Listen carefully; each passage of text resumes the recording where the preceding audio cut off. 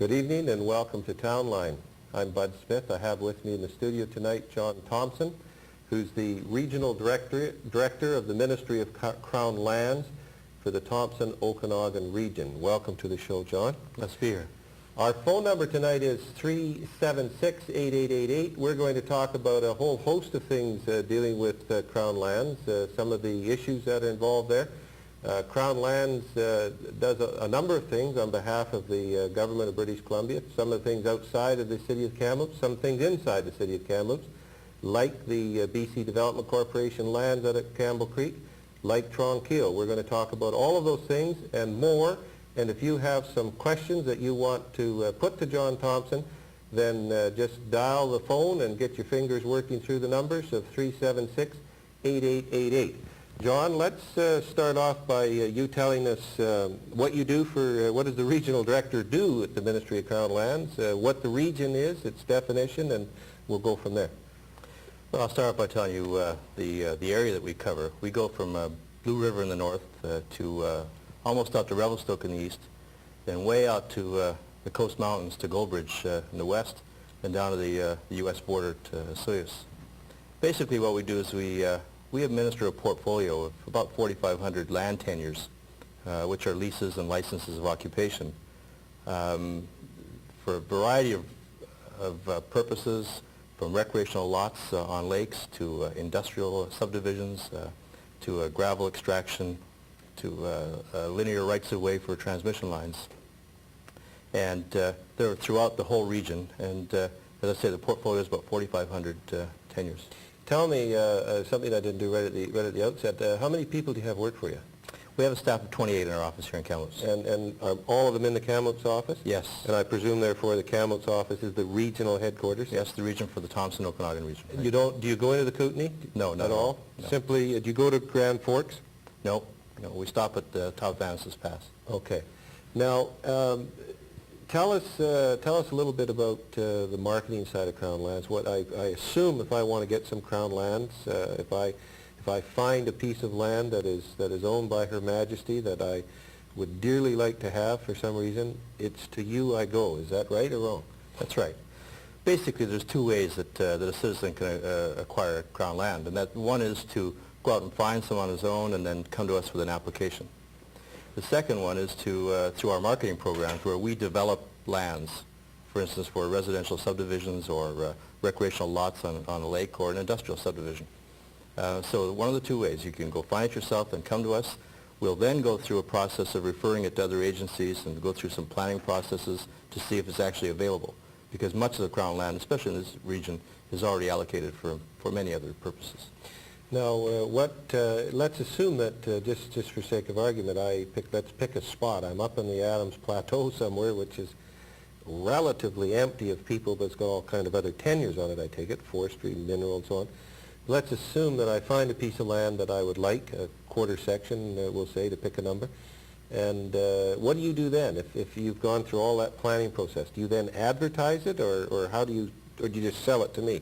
Well, if you come in and ask about that piece of land, the first thing we'll do is we'll do a status on it to find out that it's actually Crown land. And then once we find out that it is, we'll then look at our planning files and through all the other agencies, from forestry to environment to whatever, to see if there are any other encumbrances on that land, such as it may be in an ecological reserve. It may be already be planned for forestry uses or grazing purposes. And if it's still not, then we can look at dealing with you on it.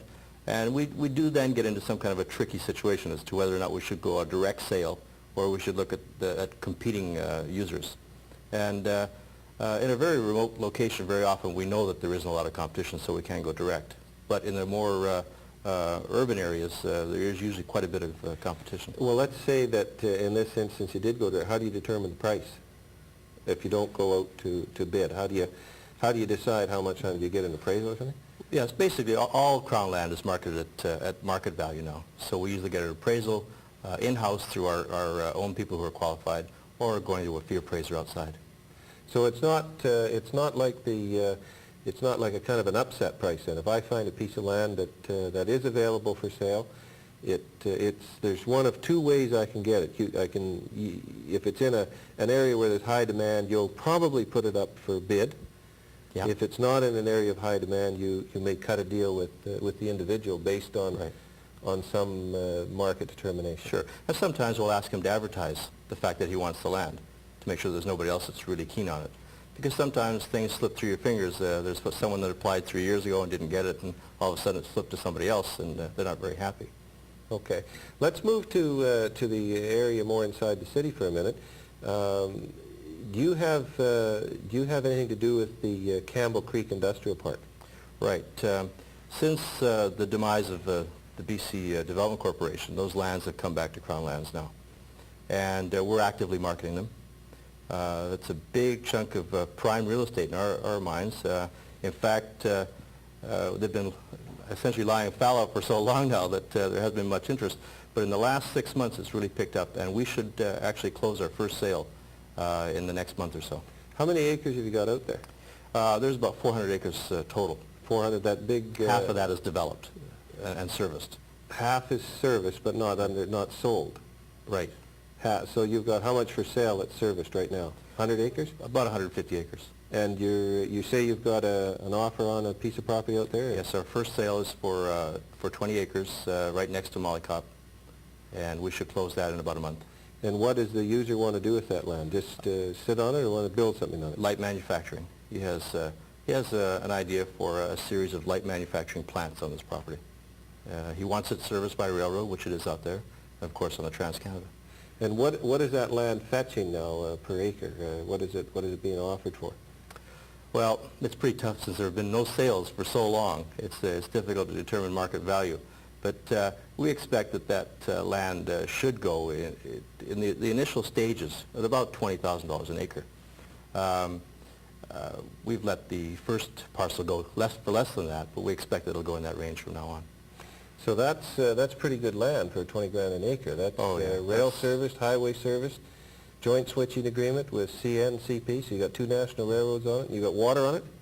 Yes, lots of water. And septic tank is the method of sewage out there, I take it? Yes, it is. It's a pump system. Now, how are you within the ministry marketing it? Are you going out to realtors have an opportunity to sell it? How are you marketing it? We have two ways that we do that. We have our own Crown Land marketing catalog, which we keep on our counter, and we send out to a lot of the bigger players around the area that are interested, all the real estate companies.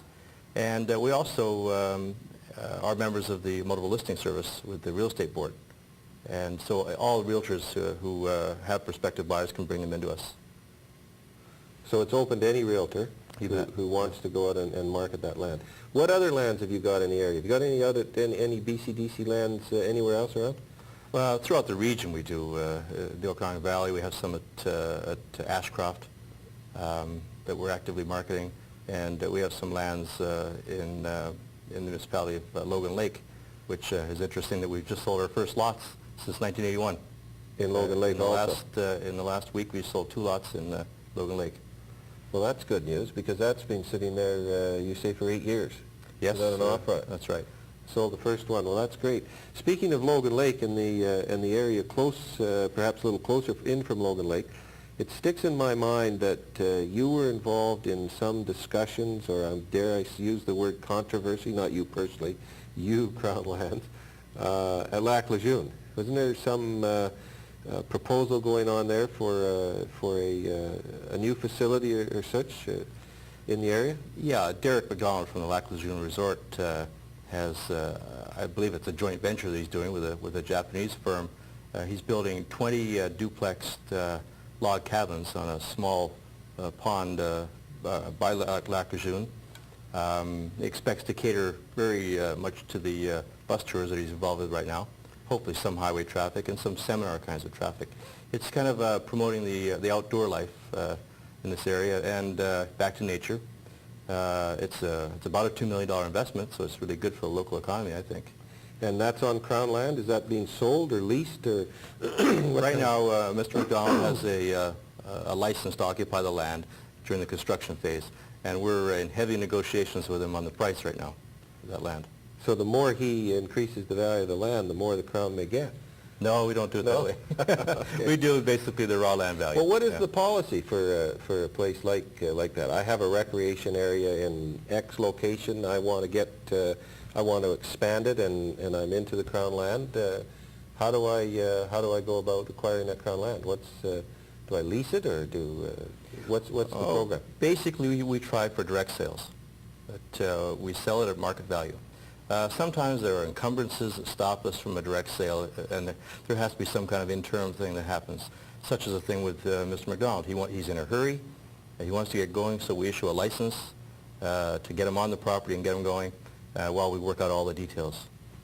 So it's fairly flexible then, I take it. I think that we're flexible. But it's rooted in some kind of a market value, so the public knows that when you're selling their land, they're going to get a market price for it. Is Sure. that the idea?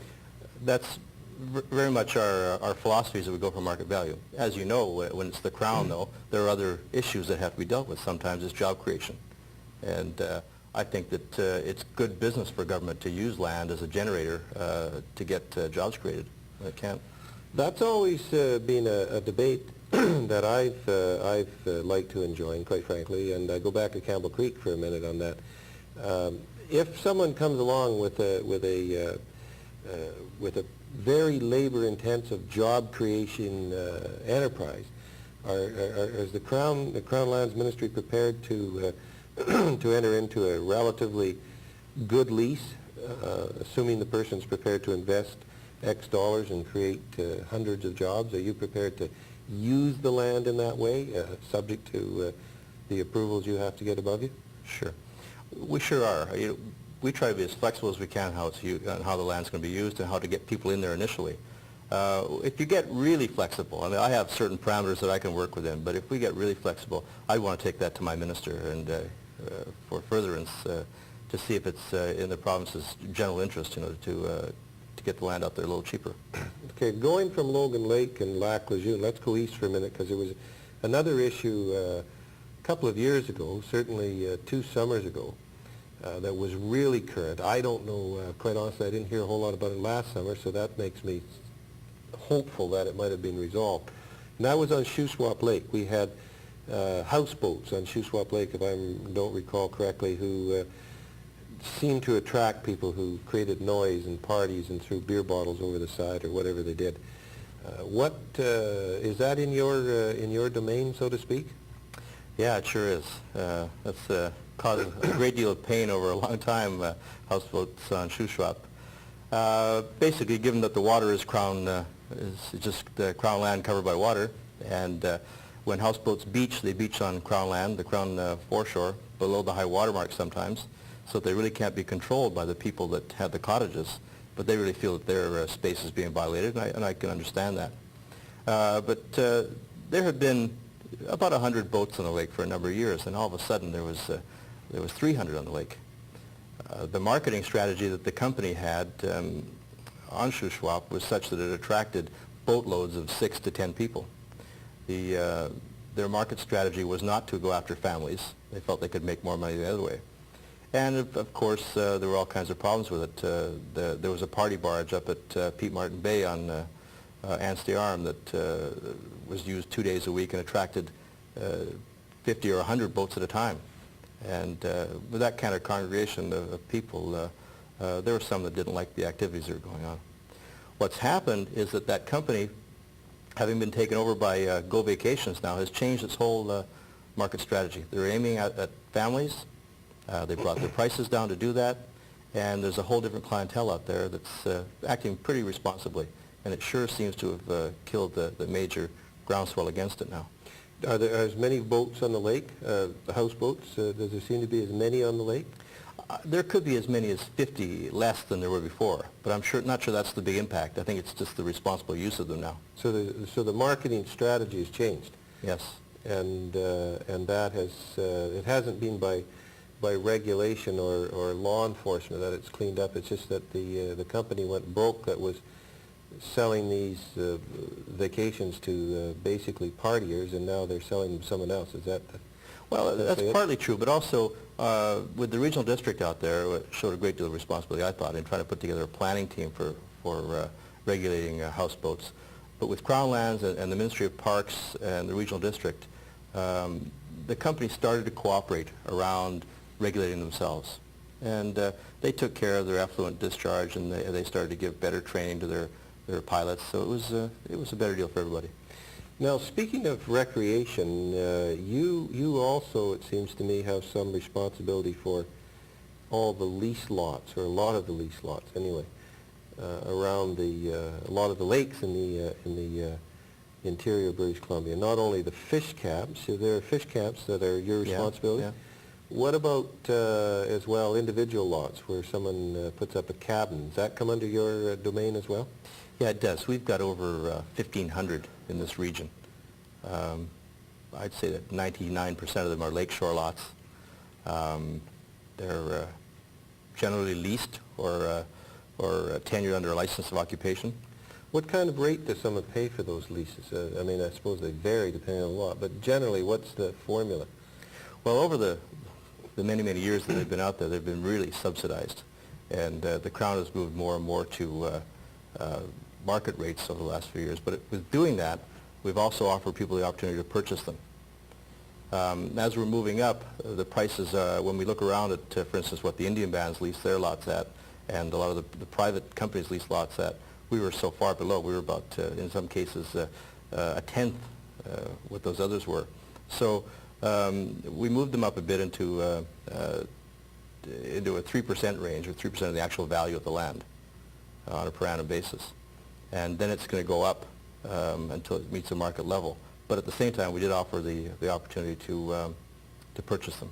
What do you consider a market level in terms of a lease, as a percentage of the value? Well, it's probably more in the 7 or 8% range.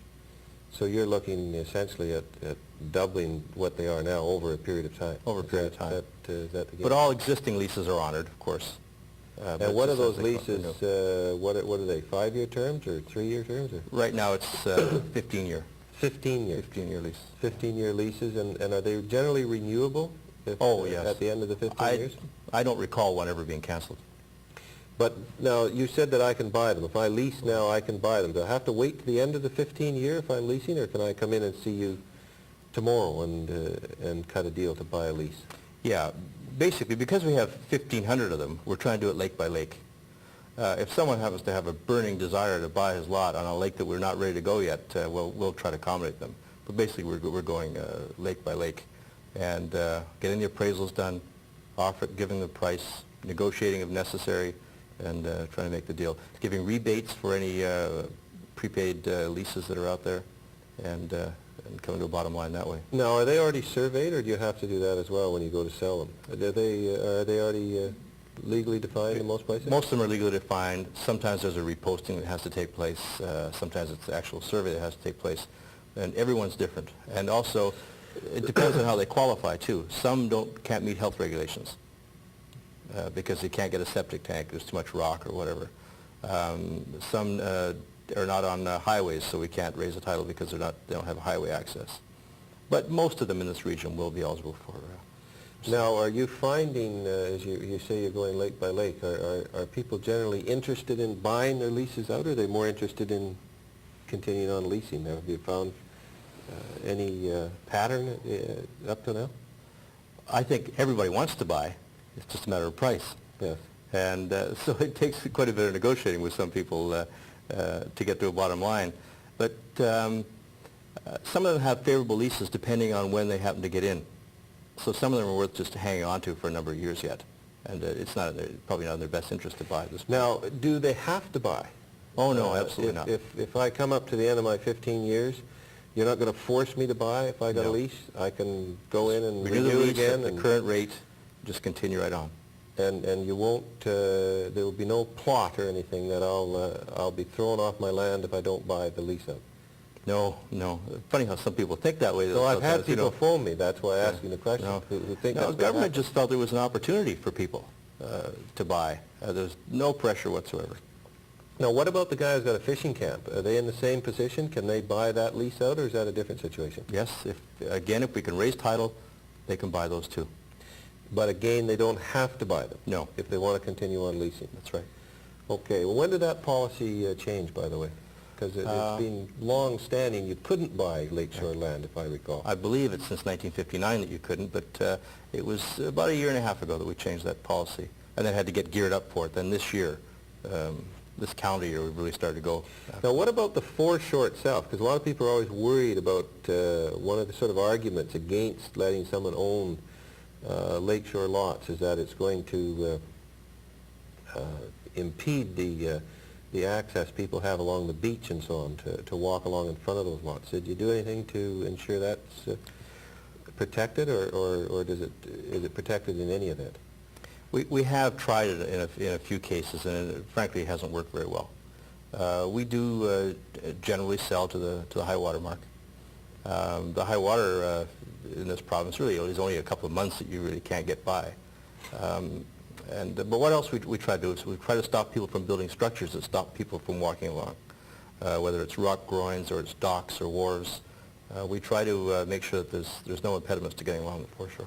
It's pretty tough, though, I guess, if you have a lease lot on the lake. One of the things you might want to do is have a little floating dock out there you can tie your boat up to. Now, by the way, do I have to go back to you and get a special license for that, or does that come with my lease? No, that's a special license. I have to go again and get, do I have to pay for that? That's right. We have a prepaid tenure for docks and wharves. It works out to about $400 for a 10-year license of occupation. So it's not expensive. And we believe that it gives people more security.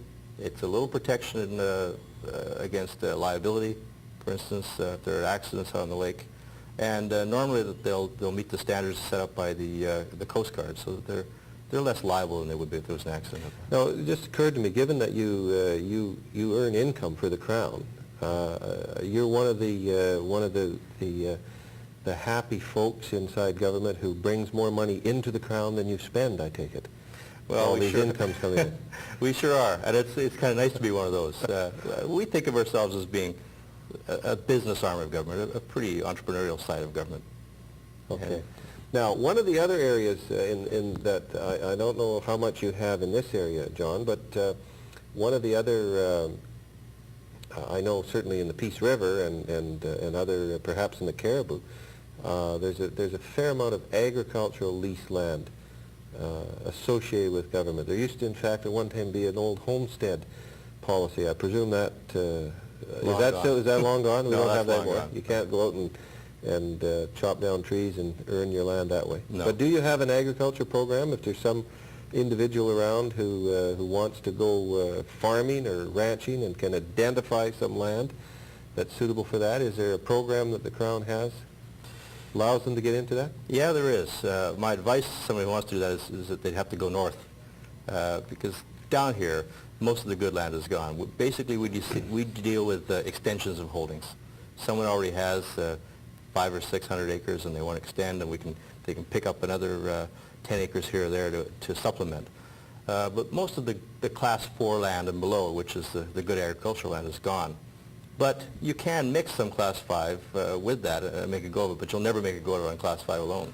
Well, let's assume there's someone watching that does want to go up north and wants to go out and back to nature and carve out a farm somewhere. What is the policy? Is it, what is Crown Land's policy on that? Can you kind of earn your way into the farm, or do you have to buy it outright? Oh, nowadays you have to buy it outright.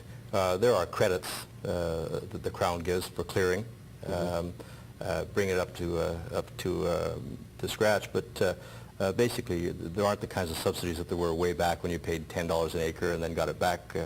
Can you begin by leasing it? Yes, you can lease the land. And the best thing that anybody could do would be to contact probably our Smithers, Williams Lake, or Prince George offices, because they're the areas that have some land available. Yeah. Okay. Now, ski hills. That's another area I believe that you you get into when individuals in Kamloops go skiing.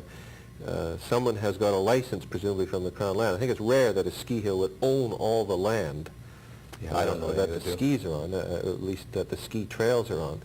So how does that work? What system do you have? Do you charge people for that land, presumably, and how do you arrange the ski business? Under the ski policy that we have now, and it's been around for quite a while, is we try to create what we call a controlled recreation area for a ski area, which draws maybe a square around the ski hill and the operation that they have, and gives them the right to develop and market all the lands within that area to promote the ski hill. What the Crown does is takes back a percentage of their gross on the hill for that privilege. How big And would that the be? reason What we would do you that take is we take 2% of their gross. 2% of the gross. Right. Off the skis now, or off the everything? Off 2% off liquor the- and food and everything, or just the ski lifts? Just the ski lift ticket sales. Okay. So you look at the ski hills in the Thompson Okanagan, they range from, the major hills range from about $20,000 a year to about $50,000 a year that we take back. And but when you look at the millions of dollars that they have to spend in infrastructure development, that's not a bad return for the Crown, because they're the ones that are really taking the risk and So spending they all have to that put money. all the money in for the lifts and do all the upkeep and maintain it to your standards, or at That's least right. not desecrate it in some way, and then you take 2% off the top to boot. Right. And on top of that, we have a first charge against it all, so if it ever went down, we'd be able to step in and make sure that that opportunity existed for local people. Now, John, I think we've only got 2 or 3 minutes left, so before we run out of time, I want to talk to you about Tranquille, because I believe you also are responsible for marketing Tranquille, which is pretty important to this community to sell that piece of property, not just to anybody, but to somebody presumably who's going to create jobs. I'm going to run through the history of it if I can. After Tranquille shut down, there was a couple of years later, I think there was a kind of a worldwide marketing effort went on, if I'm not mistaken. That's right. People went to Paris to some show that was going on there and other places to try and market it. Then there was John Thomas group, Tranquille Development Inc. Had a group who worked very hard to put together a package.